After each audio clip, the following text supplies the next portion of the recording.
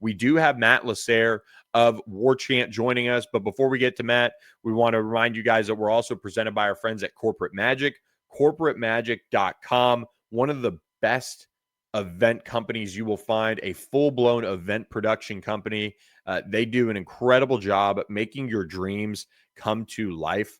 And I think whether it's a national sales meeting or global broadcast, streamed events, or productions seen by millions across the globe, all of those types of brands and people and companies trust them with their expertise. They have decades of experience to every project that combine planning, design, and technology to keep your audience fully engaged. So whether it's dramatic staging, dynamic content, or the precision needed for live television, Corporate Magic delivers with accuracy and care. Big stages demand a partner who knows how to perform when the stakes are high. For more information, visit corporatemagic.com today. So really excited now to be joined by Matt LaSerre of warchant.com. Matt, happy Monday to you. I know it's been quite the weekend for you, but you do have some clarity, which in our world is kind of nice to have at times, even if it means maybe a fan base that probably is feeling some type of way this Monday morning. Yeah, for sure. It's been it was a long Sunday. At least the Cowboys won. That was fun to watch in the midst of it. But it's it was an interesting reaction. Not really an unexpected one. I wouldn't even say the decision was very unexpected. I think over the last few weeks, they've kind of shown us that Norvell was going to stay around. It will be interesting to see what they do with the front office or what they do with the recruiting operation. Because I think, even though really, if you think about it, that's probably all should have happened last year when they overhauled all the coordinators. But now they're looking at it. Basically, it's all right, if you're going to stay this time, you have to overhaul your front office or your recruiting staff now instead of your offensive and defensive coordinators. So that's kind of the way I'm looking at it. And also, like back when they hired the two coordinators, we had to look at it as you were probably tying yourself to Norvell for 2 years at the time. I know things kind of went off the rails this year with the loss of Stanford, and that's kind of where everyone looks. But, some of these guys, like I think a guy like Tony White doesn't have the right guys for his system yet, and that's the reason why they struggled, and they have improved throughout the year. But, I'm interested to see what they do in the portal this upcoming offseason, maybe make some run at some recruits here right at the end to kind of get those right guys in. And I think, watching Friday night play out, seeing FSU outgain another opponent and find a way to lose. It's not that, like, you can make the argument that, okay, well, the head coach ultimately is responsible for all the things that happen, including win-loss. And I think Mike is having just a really tough time with some of the bounces that are going their way. And I know that's not a quantifiable stat and you ultimately control them, but man, we'll never see the punt, return. I was about to say, that's a fluke, man. Bouncing off someone's helmet, like whatever. Like, what are you gonna do? I don't know if did you hear about the team's travel issues coming back too? Yes, it was a nightmare day. Yeah, so they got they were flying into Tallahassee. First off, the flight got delayed because they weren't sure if they could get into Tallahassee, and then they took off thinking they were going to make it back until right before they were about to land, like 15, 20 minutes before they were about to land, and had to make a 90-degree turn, divert to Jacksonville, where they sat on the tarmac at 3 a.m. for hours until they could get buses there to take them to Tallahassee. So they didn't get back to Tallahassee until around 11:15 Saturday morning. So it was an all-time bad day for Mike Norvell. It was like what could go wrong, did go wrong, and it was, a lot of people on Twitter, the fan base, thought like, man, that would have been a fitting ending the way everything worked out. Ball off the helmet, another muff punt, and then your travel doesn't work out. I honestly think the travel not working out probably helped them a little bit because everyone was waiting for that decision on Saturday, and it was like, well, they're not going to make a decision when the team's not even back in town, right? Like, it's kind of hard to do. Yeah, just an incredible Saturday. Well, Friday into Saturday. And it's just kind of been a season where you're seeing flashes. You saw it in week one. You see it where, they can kind of piece things together and win certain games this year. But as a whole, they haven't obviously kicked the door down. They have a chance to do that this weekend against a Florida team that, is with an interim coach, but is playing hard still. They got just blown out by Tennessee this past weekend. Maybe that's a good sign if FSU can capitalize on maybe how that Florida team is feeling. Some of the guys probably already looking into the portal and things like that. But, for FSU to get this clarity going into the final week of the regular season against Florida, that could help, that could hurt. Why do you think this weekend was that time? Do you think it was, something where they didn't want to have the win in your back or losing your, gone kind of mentality going into this final week, this rivalry game? I just think it was the way the narrative was going on around the program where they were kind of forced to make a statement. I feel like they would have liked to wait, but the way it kind of worked out was everyone was like, all right, man, we need to hear something. Everyone's like, we need a statement because this is ridiculous. And so I think it kind of forced their hand. I think it was their choice. They probably wouldn't have liked to have made a statement. But I also think this was personally, and there's no factual evidence to this, but I personally think it was done well before this, that he was coming back. And, it's just kind of that buyout. And at the end of the day, the buyout's too much. That's probably the main thing saving him. But yeah, I just think they were forced to make a statement by the way the fan base was reacting. And also, with the way signing day is set up now, you can't really, it's hard to fire a coach at the end of the season and try to salvage a recruiting class. And then you got to go into the portal right after. So I think all that timing has a lot to do with it as well. I will say Justin Wilcox getting fired and they're bowl eligible, that doesn't go well with the fan base at the same time. But it's I think it was a done deal before this, and the fan base getting all up in arms. Just they needed to see something that showed what was going on next year. What does Mike Norvell and this staff have to do to fix this program and get it back to, obviously where they want it?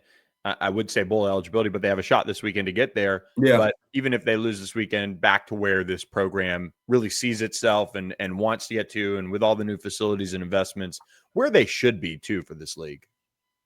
Yeah, Norvell, this staff has had all the resources you can imagine. They probably have a top 15 NIL roster in the country. They just opened that brand new football only facility.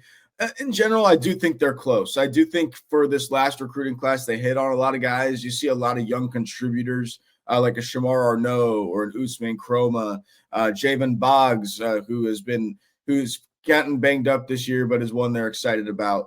They've stacked some offensive line depth that people need to see next year to believe. But there's a lot of the pieces are there. Kevin Sperry, a young quarterback from Denton, Texas, that people are very excited about the start in the future here. And I think the real answer is that they're close and they need to keep hitting on these high school recruiting classes and stay out of the portal as much. It needs to be more, get all your guys out of high school and then fill your gaps in fill your gaps in the portal that you've seen work for so many other programs now as the long-term option. I mean, that's really it. They've relied too much on the portal, and I think they're admitting that by making they will make front office changes. They will make changes to the recruiting operation. But yeah, I think it's just need to continue developing these young guys. First off, retain them that are already here, because they've had they've hit on a lot of guys recently, and it's just young kids making mistakes. The DeSere twins, Mandrell DeSere might be a freshman All-American here soon because the way he's played. He's the team's sack leader, or at least he was going into the NC State game. I haven't checked to see if that changed. I don't think it did. But, I mean, it's just continue to develop these young pieces and continue getting those building blocks. Do you see the operation changing so much where maybe we see something like the general manager makes personnel decisions with maybe Mike Norvell in consultation, or do you think Mike's going to have a little bit more like even footing, or maybe even be slightly above a GM? Kind of, how do you think the past couple of years have played out in terms of impacting what is next in those roles? Yeah, that's my question too. Now, you would think, like, I don't know if Derek Ray's going to stick around or not. I don't really, like, they haven't announced any of the decisions. But I think in general, that's a question I'd be interested to ask the AD, Michael Alford, is, are you looking at an Oklahoma model where they have Nagy's kind of on the same level as Venables, right? Like, they're not, if Venables gets fired, Nagy's probably going to still be there. or at least that's the way it feels like that. Or is it going to be still someone like they have now where you're technically under Mike Norvell as your GM? I could see them do it as an equal kind of footing, but at the same time, if Mike's not calling plays, what is he doing if you do that? Like what is his role in general? Because you've given up everything that mostly that a head coach does, right? You've given up play calling. At that point, you've even given up a lot of recruiting responsibilities. Like, is he just a motivator of men at that point? That's kind of the issue of like, it's going to be interesting to see how this administration looks at this as a thought, like as their thought process going into this to kind of save Mike Norvell and maybe even save their jobs at this point, right? Because now their whole careers are going to be at Florida State are going to be looked at as, well, you guys are the ones that decided to keep Mike Norvell, and the fan base, you're not serious about football anymore and all this kind of stuff. But I think that it's going to be interesting to see where they go in that route. I haven't really gotten any indications of where yet.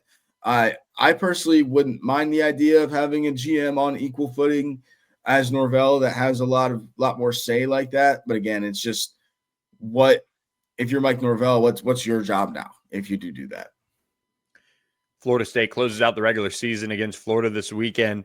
Is there anything early on to know about that matchup? Do you see any injuries that are popping up right now that could impact that, or just kind of an early feel for the in-state rivalry game coming up this weekend?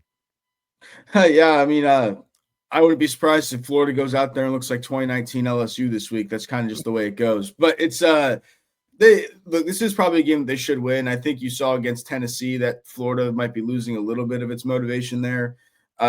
They have played hard for the most part since Billy got fired, and I also still think the Swamp is a tough place to play. Injuries so far, nothing really unexpected. Javen Boggs might be one to watch. He had a scary issue. I think he collapsed on the field after the game yesterday, but they're saying he's all right, and he was even practicing yesterday. That's the only one to watch right now. Sam Singleton may be making a return. He missed last game. Same with Richie Leonard, an offensive lineman who actually is making his return to the Swamp. He transferred him from UF a couple of years ago. So I think he'll have a little bit of extra motivation to return.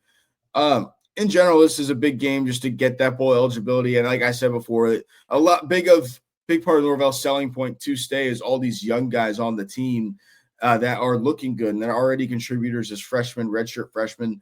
So if you can get a bowl game, and those bowl practices are pretty important for those young guys, right? So you can start developing them even more. It's basically another spring, another fall camp for a game that quote unquote doesn't matter, and it's just an expedition. So you're going to have to see him get up for that. It was interesting for future stuff for Florida State if Gus Malzahn is sticking around. When asked if he was sticking around or staying next year, he said, I'm focused on getting his bowl eligible, winning this game. But that's kind of been Gus's MO all year. It's in general, look, this is one they probably should win, but it's going to be a get-up game for Florida, just like it was for Clemson at Clemson, and you're at the Swamp. So it's still going to be tough, and it's still a rivalry game. Still anything can happen. I think in general they'll come in pretty healthy. The guys they missed last week were already game time decisions, so should be back this week, I would assume, or at least have a good chance to come back. You brought up a good point about the bowl practices, and we'll end on this. This roster, their recruiting evaluations, how they built it, all of those things. Is it a roster issue just as a whole, and in the second part of kind of what I'm kind of looking at here is the high school recruiting evaluations, because they have, solid classes ranked well. Are they eval issues as well that need to be kind of addressed? Obviously, we spoke earlier about that entire overhaul that is going to come that needs to happen, obviously when things like this happen and the way that the last two seasons have played out. And lastly, the bowl practices, is that an opportunity for some guys that are maybe hanging out, kind of not in the huge roles yet, but maybe can make an impact that were more highly ranked from those classes recently? Yeah. I'll start with your last question first. Yeah, for sure. It is a good opportunity for them to make an impact. Even because I'm sure you'll see guys opt out for the draft and stuff. That's just the way it is now. I think it'd be a good opportunity for the young guys, this offensive line on the backups, to show like how much depth this offensive line really has. I've talked to some people who are close to the program and not in the program that actually think this offensive line depth is pretty good. We just haven't gotten the chance to see it. So I think that would go a long way for the bowl practices, make people feel better going to next season. I think it's been a mix of everything when it comes to recruiting. Because it's clear that I think the talent on this roster is there. It's not like this roster isn't talented. According to talent composites, it's normally and always is one of the better ones in the ACC. So that's when it comes down to development and coaching. But at the same time, I think there's been a lot of missed evals. They've had a lot of ones hit more recently. Like the LaSerre twins has been a huge one that they've hit on, and it's starting to get better. But they just haven't shown much of being able to really hit on a lot of those. And the truth is, they've done a better job of it this recruiting cycle for 2026. That before they weren't really casting a super wide net. They were swinging for the fences at these big guys, and then didn't have much backup options. And also, it didn't help that the guys you're swinging for the fences for would commit to you and then just not sign on signing day. Like literally wait until the last second. That never helps. But it felt like this year they kind of fast tracked that to where they had a plan in place for everything to happen to be able to get a kid last second. Even though if that kid was a 3-star, whatever, they had already evaluated this kid and had him on the back burner. We're keeping him warm this whole time. So I think that's kind of something they've improved at, and I'm sure they'll get better at. But yeah, it's been a kind of an issue of everything within that department. I think a little bit of eval, a little bit development. It crosses everything, I think. Florida State ranked 14th in the Rivals industry ranking for the 2026 recruiting class. Matt LaSerre of War Chant will be there for you to cover it all. So make sure you subscribe to War Chant and On3 and Rivals, our whole crew taking care of it for you guys over there at War Chant on the FSU front. Matt, have a great week. Enjoy the rivalry game, and thanks for coming on again. Yeah, thank you. SMU is Cal this week, right? So now you got an interim coach, so that makes it a little easier. Yeah, SMU does take on Cal. Justin Wilcox gets fired, and Nick Rolovich taking over. Really interesting game out there. Maybe things get a little weird, but for SMU fans, hopefully not. They're hoping for a lot of drama-free. I saw a good tweet out there that SMU bought their way into Justin Wilcox getting fired so that they could face an interim coach. Hey, my Pitt SMU championship game pick before on the show is looking pretty good now. So still alive. Alive. Great call. Well, Matt, looking forward to chatting with you more in the future as we'll break down FSU in the offseason. Of course, pay attention to hoops as well.